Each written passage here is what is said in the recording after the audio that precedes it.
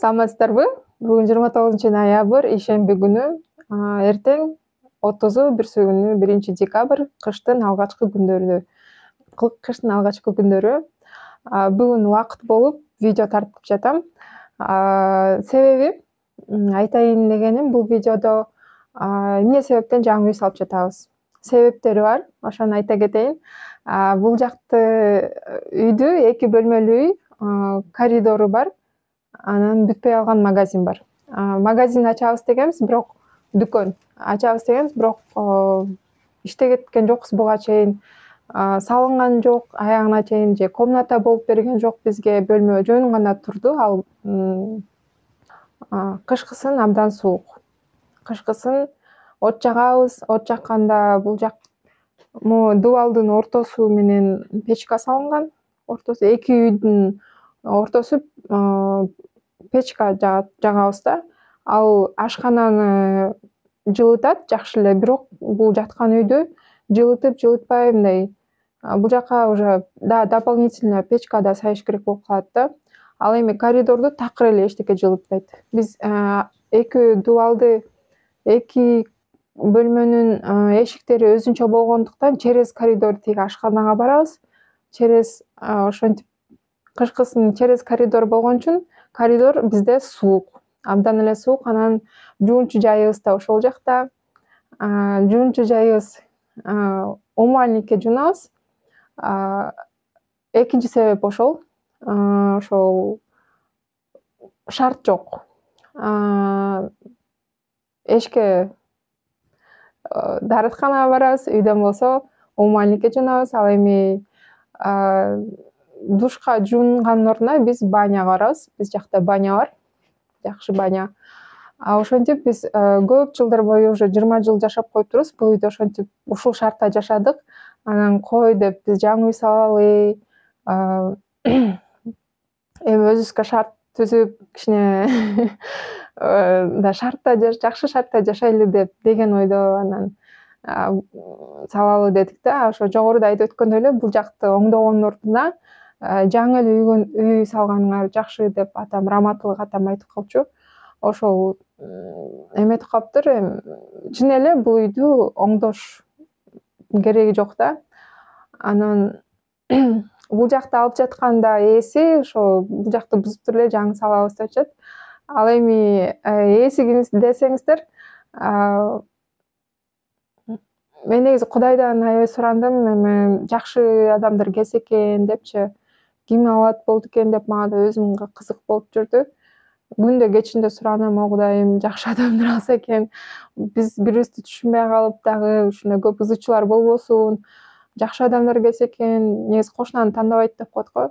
Анан Кудай жалгап өзүмдүн классташым эле алып калды. Классташ кызымдын күйөөсү менин маңдайымда кошунабыз. Алар менин кошунама турмушка чыккан. Анан ошентип күйөөсү өзүнүн аялына алып берди. Чогуу алышты да. Анан ошо классташым алып, мындай жүрөгүм мындай тынчып калды да. Өзүбүздүн туугандарыбыз айтып калышчу, үй салбай эле коелу, үй салган азап деп айтып калышчу да. Даже эме деген сөз бар го, айтып калышчу го, душманыңа даже үй сал деп дегенден ушундай макал бар го негизи, мындай азап эле деп айтышат го, бирок чынында эле ошондой эле экен. Үй салган, даже компанияга берип, компания аркылуу салдырган күнү деле өзүнүн аябай чоң жоопкерчилиги бар экен. Үйдө эркек жок болгондуктан мындай 2 эсе 3 эсе оорураак болот экен да. Анткени мындай сени көбүнчө аялсың деп мындай сүйлөшүшөт, келишим түзүшөт, сени менен кеңешишет, как клиент катары болуп атасың, заказчик катары болуп аткандан кийин мен угушат, бирок мындай сезилет да, сени мындай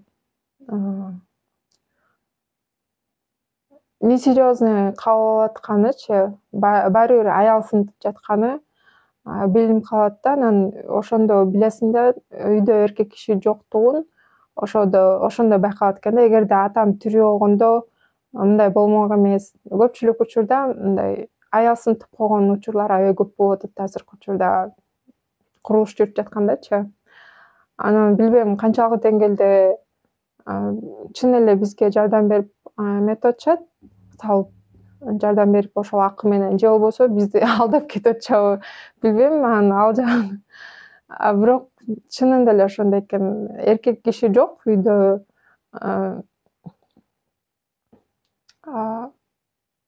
билинип калат экен. Анан биздин туугандар болсо айтышкан башында эле эмне кыласыңар, үй салып, андан көрөкчү этаж үйгө көчүп кетип калгыла деп. Бирок апам ошо кошуналарга көнүп калдым мен, бул жакка көнүп калган себеби ошо көп жылдан бери жашайбыз. Ошон үчүн биз ушул жакта эле кичинекей участок болсо деле жарым сатып жашайлы депчи. Ошо мен 1 жылдан ашык камерага мынтип сүйлөй элекмин. Даже 5 жыл болуптур. Сүйлөй элекмин. Тарыхчаларыма сүйлөчүмүн 1 жыл мурун. Кененирээк сүйлөп койгом, бирок ошо 1 жылдан бери дагы такыр эле камеранын астында сүйлөбөй, такалып сүйлөп атам да. Мен ошо YouTube каналымдын ачканымдын дагы бир себеби ушул. Камеранын алдында кайра эркин сүйлөп, өзүмдү эркин алып жүрүүнү кайра жандандыруу десем туралабы, кайра өздөштүрүү десем туралабы. Ошол негизги максатым. Негизги максаттардын бири ошол болчу. Анан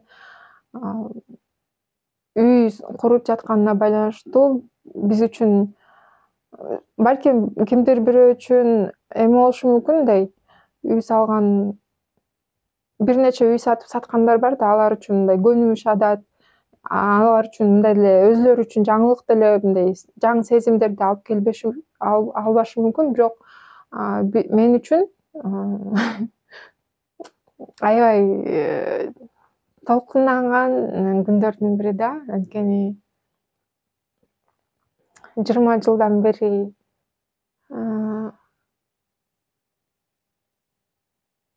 үй салынып атат, жаңы үй. Анан